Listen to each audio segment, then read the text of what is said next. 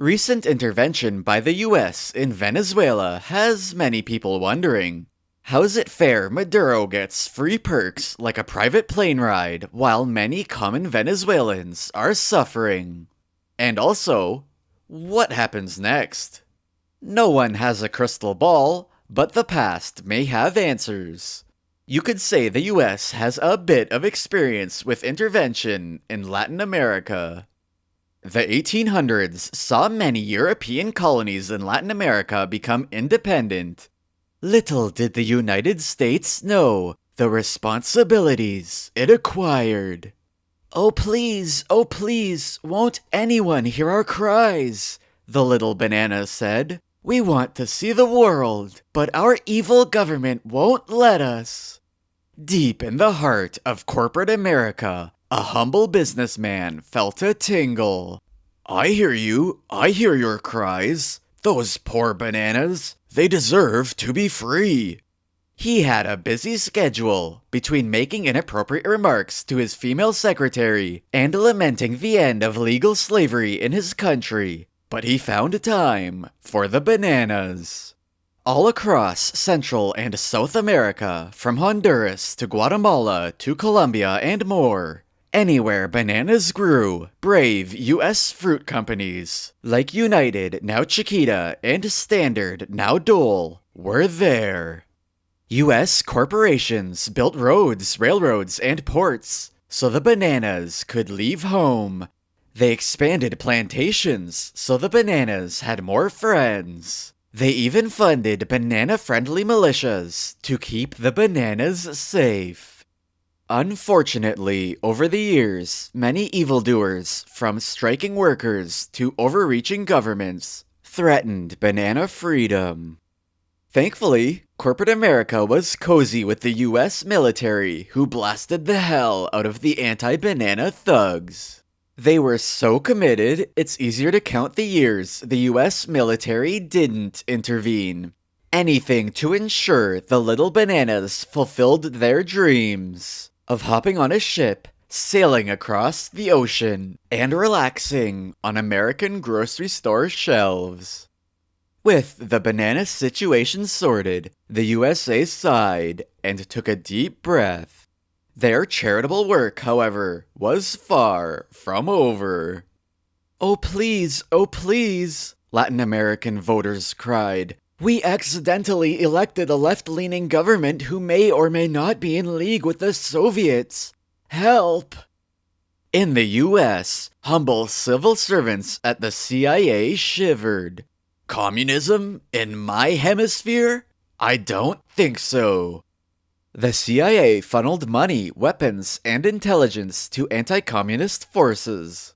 It was a continuation of the Monroe Doctrine from the previous century, which stated, Western Hemisphere? My hemisphere. President Perón of Argentina, gone. President Torres of Bolivia, gone. President Goulart of Brazil, gone. President Allende of Chile, gone. President Arbenz of Guatemala, gone. President Velasco of Ecuador, gone. Then Arosemena who replaced him, also gone. The list goes on, but I've probably mispronounced enough names. Some claim the military dictatorships installed by the US were a bit overzealous and worse than the governments they replaced. Pinochet, for example, proved quite murdery and tortury in Chile. But consider communism. Every regime change sponsored by the CIA proved totally justified by the one country it couldn't crack: Communist Cuba and Fidel Castro. The CIA tried everything to assassinate Castro, from exploding cigars to poison-laced swimsuits, but the revolutionary proved one slippery fish. So what? It's only one communist country. What's the worst that could happen? In full cooperation with Castro, the Soviets secretly moved nuclear-capable missiles to Cuba, right on the United States doorstep. Long suspecting foul play, Aerial images discovered the missile silos, and the US imposed a full blockade of the island. US and Soviet navies engaged in a standoff, each country with their fingers over the nuclear launch buttons. Thankfully, the Soviets backed down and ceased their nefarious missile operations in Cuba. Consider again, Cuba is just one country. Imagine if all countries were allowed to go communist. Egad! The world narrowly avoided complete annihilation, but the hard work is never done. Oh please, the little oil droplets cried. We're trapped in the ground, and our evil government won't efficiently extract us. A US oil executive smirked and spun his baseball cap backwards. The CIA nodded and slipped on their aviator sunglasses. Don't worry, little fellas. We have lots of experience with this one. In fact, we literally used to run this place. Iran. No, sorry, that's the Eastern Hemisphere. Venezuela.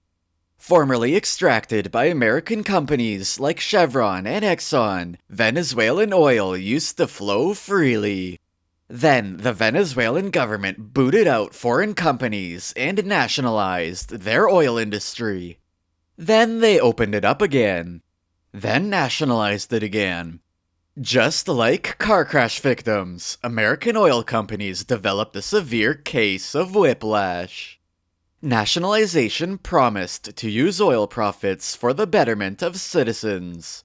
Thanks to corruption and falling oil prices, it failed to deliver. The USA now retaking control is just another tilt of the seesaw, a continuation of a long trend. Don't touch the oil, the bananas, or the communism, and you will be left alone. Probably. Have you considered not existing in the same hemisphere, not looking different, and voluntarily giving up your independence? There are 8 other planets in the solar system. Try one of those. Yes, 8. Pluto's slander will not be tolerated.